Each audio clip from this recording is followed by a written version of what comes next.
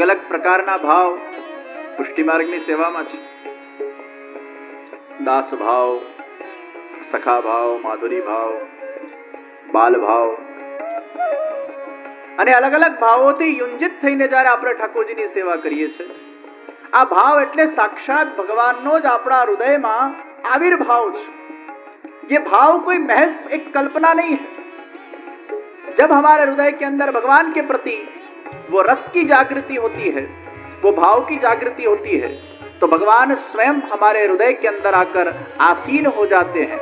और भगवान का हृदय में जब अनुभव होता है, तब जाकर वो भाव धीरे धीरे प्रगाढ़ बनने लगता है, आंख में से अश्रु बहने लगते हैं, रोमांच होने लगता है.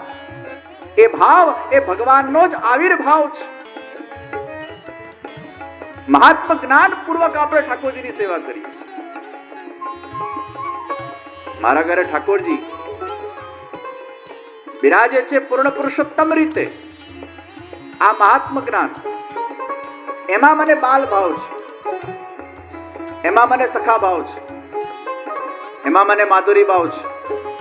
પછી જે ભાવ તમને પ્રિય કે તમને રુચિકર લાગતો હોય, અથવા ભગવાન તમને જે ભાવનું દાન કરવા માંગતા હોય, એ ભાવ તમારામાં પ્રસ્થાપિત થશે અને એ ભાવના વડે તમે એ ભગવાનની એ સાધન સ્વરૂપા સેવા કરશો અને ધીરે ધીરે એ ફલાત્મિકા બનતી જશે. કોઈકને પ્રભુમાં વિશેષ બાલ ભાવ હોય, કોઈકને સખા ભાવ હોય, કોઈકને માધુરી ભાવ હોય. તમને જે ભાવ તમારામાં આવતો હોય સહજ સ્વરૂપે, એ ભાવથી તમે સેવા કરો. એન્ડ વિધાઉટ ભાવ you can not feel what you are doing. ભાવ તો લાવવો જ પડશે. આ મારું બાળક, અને જો મહાત્મ જ્ઞાન ના હોય અને પછી પેલો કે આ તો મારું બાળક, આ તો મારું બાળક, આ તો મારું બાળક, તો બાળકને મારા બેડ પર સુવડાવું.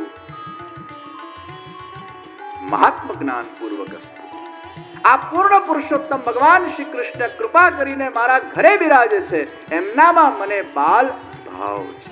અદ્ભુત સેવા પ્રકાર છે પુષ્ટિ માર્ગ. પ્રિયજનો, આ દુનિયામાં શુદ્ધ ભાવને પ્રગટ કરવા માટે 4 વસ્તુઓ જોઈએ. કરુણા, પ્રફુલ્લતા, કૃતજ્ઞતા અને મૈત્રી. આ 4 શુદ્ધ ભાવ છે. અને આનું જ ઓપોઝિટ કરો, હિંસા, અદયા, ઈર્ષા, અમૈત્રી. વિપરીત 4 ભાવ બહારથી આવે છે અને આ શુદ્ધ 4 ભાવ એ અંદરથી આવે છે. આજે સમાજમાં વ્યક્તિ અશાંત કેમ છે? મૂળ અશાંતિનું સૌથી પહેલું કારણ વ્યક્તિમાં પ્રેમનો અભાવ છે. આપણે સાચો પ્રેમ કરી જ શકતા નથી. સંસારમાં આપણે સાચો પ્રેમ નથી કરી શકતા. અને પ્રેમનો અભાવ છે ને, એટલે જ વ્યક્તિ અશાંત છે. કારણ કે લવ, પીસ એન્ડ હેપીનેસ. પ્રેમવાન વ્યક્તિ એ શાંત ચિત્તનો હોય છે. અને જ્યારે શાંત ચિત્ત વ્યક્તિનું થાય છે, ત્યારે એને આનંદની પ્રાપ્તિ થાય છે. એ પ્રેમના બિંદુને આપણા અંદરથી કઈ રીતે પ્રગટ કરવો, આ બહુ મોટો પ્રશ્ન છે. How to develop and cultivate that love inside your heart. કેવી રીતે પ્રગટ કરવું?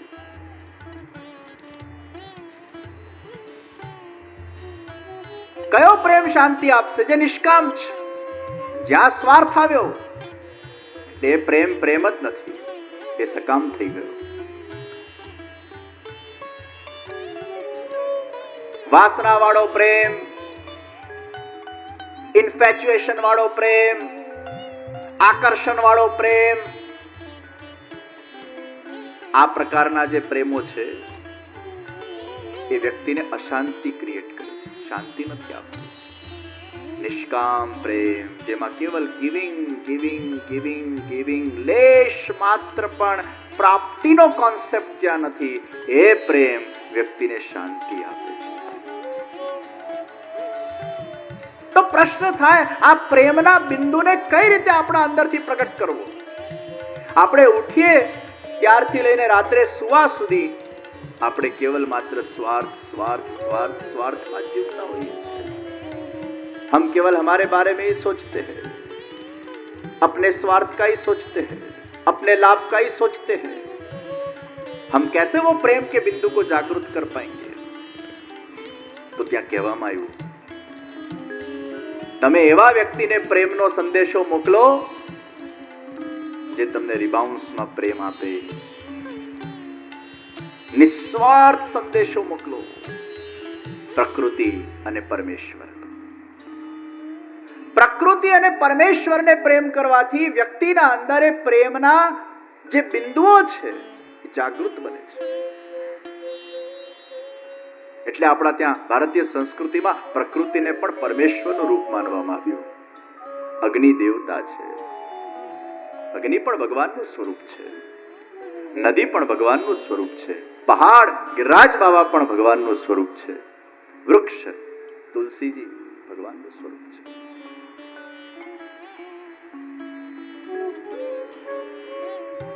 ક્યારેક તમે સૂર્યના સામે 10 મિનિટ એને જોયા કરો, એ સૂર્યને પ્રેમનો સંદેશો મોકલો નિસ્વાર્થ, અને અનુભવ કરો કે ત્યાંથી મને પ્રેમ મળી રહ્યું છે. ચંદ્રમાને તમે 10 મિનિટ ક્યારે પણ નિહાળ્યો છે, એને પ્રેમનો સંદેશો મોકલો. અને ધરતી પણ માં સ્વરૂપ છે, ધરતીને પણ પ્રેમ કરો. પ્રકૃતિને જ્યારે આપણે પ્રેમથી જોઈએ છે, પ્રેમથી નિહાળીએ છીએ, પ્રેમથી એ ઈશ્વરના સર્જનને એપ્રિશિએટ કરીએ છીએ, એ પ્રકૃતિમાં પણ પરમેશ્વરને જ્યારે આપણે નિહાળીએ છીએ અને એવો ભાવ કરીએ છીએ कि सब कुछ मेरे प्रभु ने बनाया हुआ है, ये कृति के अंदर भी मेरे प्रभु का हाथ लगा हुआ है और उस कृति के मैं दर्शन प्रेम से करूं, भाव से करूं, उसको मैं प्रेम से देखूं. ક્યારે આપણને એવો સમય મળ્યો ખરો કે આમ કોઈ પ્રાકૃતિક વિષયોને આપણે આમ નિહાળ્યા હોય પ્રેમથી, ઉર્જાથી? ક્યાંક અનુભવ કરજો, તમને બહુ શાંતિ મળશે. જગતગુરુ શ્રી વલ્લભાચાર્યજી મહાપ્રભુજી એક બહુ મનોવૈજ્ઞાનિક આખા કન્સેપ્ટને ઉભો કર્યો કે તમારા અંદર એ પ્રેમનો બિંદુ ત્યારે જ જાગૃત થઈ શકશે જ્યારે તમારો પ્રેમ નિષ્કામ બનશે. સાંસારિક વિષયોમાં કે સાંસારિક વ્યક્તિઓમાં તમે ક્યારે પણ નિષ્કામ પ્રેમ નહીં કરી શકો. એ સકામ પ્રેમ વડે તમને ક્યારે પણ નિષ્કામ પ્રેમની ઉપલબ્ધિ નહીં થાય. એટલે ભગવાનના સ્વરૂપને ઘરે પધરાવીને જ્યારે એ સ્વરૂપની આપણે નિષ્કામ ભાવે એની સેવા કરીએ છીએ, તત્સુખ ભાવે એની સેવા કરીએ છીએ, એને જ્યારે આપણે પ્રેમ કરીએ છીએ ત્યારે પ્રેમના બિંદુ આપણા જીવનમાં જાગૃત થાય છે. અને એ પ્રેમવાન વ્યક્તિ જ્યારે બની જાય છે, એ ભગવાનના પ્રેમના માધ્યમથી આપ્લાન્વિત થયેલો એ વ્યક્તિ એ પોતાના જીવનના અંદર એના રોમ રોમમાં એ પ્રેમ રસનો અનુભવ કરીને એ બીજાને પણ સાચો પ્રેમ કરતા શીખે છે, બીજાને પણ નિષ્કામ પ્રેમ કરતા શીખે છે, એના પરિવારને પણ નિષ્કામ પ્રેમ કરતા શીખે છે. ભગવાનનો પ્રાપ્ત થયેલો પ્રેમ એ સંસારમાં પણ નિષ્કામ પ્રેમને જન્માવશે. આ હેતુનો પ્રેમ ગુણરહિતમ કામનારહિતમ અવિચ્છિન્નમ સૂક્ષ્મતરમ. પ્રેમના અલગ અલગ સ્વરૂપ છે. અવિચ્છિન્નમ ભાગલા ન પડાય, સૂક્ષ્મતરમ અનુભવ રૂપમ, ગુણરહિતમ. ઘણીવાર પ્રશ્ન થાય, આ દુનિયામાં સાચો પ્રેમ ઉપલબ્ધ છે ખરો? આમ 100 ટચનું સોનું છે ખરું? અને સાચો પ્રેમ આ વિશ્વમાં કોણ કોણે કરી શકે છે? અગર એવો પ્રશ્ન થાય તો એને એક ઉત્તર છે, આ દુનિયામાં અગર સૌથી સાચો પ્રેમ અગર કોઈ વ્યક્તિ કરી શકે છે તો એક માં પોતાના બાળકને કરી શકે છે. આ વિશ્વમાં એ માના પ્રેમને સૌથી શુદ્ધ માનવામાં આવ્યો. એક માં જ્યારે પોતાના બાળકને પ્રેમ કરતી હોય એમાં કોઈ વિકાર નથી, એમાં કોઈ દોષ નથી, એમાં કોઈ એક્સપેક્ટેશન નથી. એક સહજ વાત્સલ્યની ધારા એના હૃદયમાંથી વહે છે. એટલે છોકરો કેટલો પણ નાલાયક કેમ ન થઈ જાય, પણ એ માનું હૃદય એના છોકરાને પ્રેમ કરવાથી ક્યારે પણ પાસ નથી આવતું. એના હૃદયમાં તો એના છોકરા માટે હંમેશા અવિરત એ પ્રેમની ધારાઓ વહેતી જ હોય છે. કદાચ એ છોકરાઓ એ માને એટલો પ્રેમ નથી કરી શકતા જેટલો એ માં પોતાના છોકરાઓને કરતી હોય છે. આ દુનિયામાં સત્ય પ્રેમ અગર કોઈના હૃદયના અંદર વસ્તુ હોય તો એ જનનીના હૃદયના અંદર વસે છે. એ નિષ્કામ પ્રેમ પ્રદાન કરનારી એ જનની છે.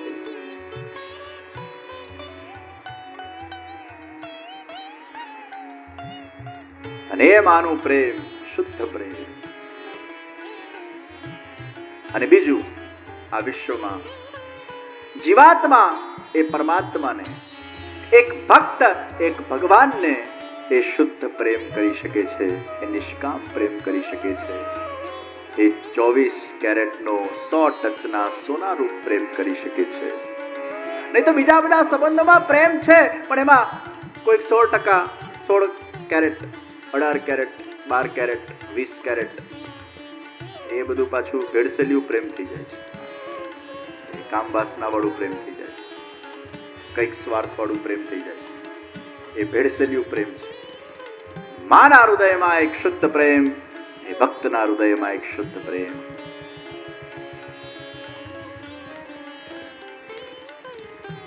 તો એ પ્રેમના બિંદુઓને જાગૃત કરવા માટેનો આ વિશ્વનો સૌથી શ્રેષ્ઠ મનોવૈજ્ઞાનિક અગર કોઈ સાધન હોય તો એ ભગવાનને પ્રેમ કરવું છે. કારણ કે ભગવાનને નિષ્કામ પ્રેમ કરવાથી તમારા હૃદયમાં તમે એ પ્રેમના ભાવને ઉત્સૃજ્યમાન કરી શકો છો. नहीं तो प्रेमहीन व्यक्ति हो गया है, शुष्क हो गया है. और शुष्क व्यक्ति आनंद रहित हो जाता है. लेकिन परमात्मा को प्रेम करने से ही, प्रकृति को प्रेम करने से, દિવસ દરમિયાન ક્યાંક કોઈક વાર એવો અવસર મળે ને, 20 મિનિટ એવી કાઢજો જે એકદમ નિષ્કામ હોય, જેમાં તમને કઈ જ પાછું જોઈતું ન હોય, ખાલી તમે આપવાના ભાવથી કરતા હો. 20 મિનિટ એવી કાઢજો. અરે હું તો કહું કે રસ્તામાં જતા હો ને કદાચ કોઈ બાળક રડતું હોય ને તો બહાર ઉતરજો, રૂમાલ લેજો અને એના આંસુને પોંછજો.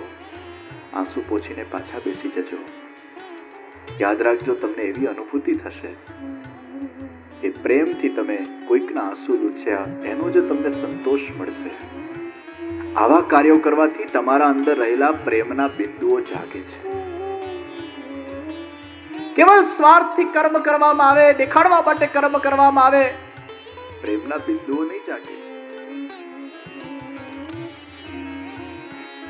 इसलिए कहा गया, कोई भी संबंध आप रखो वो निष्काम होगा तो वो संबंध लांबा गाड़ा સુધી ટકશે.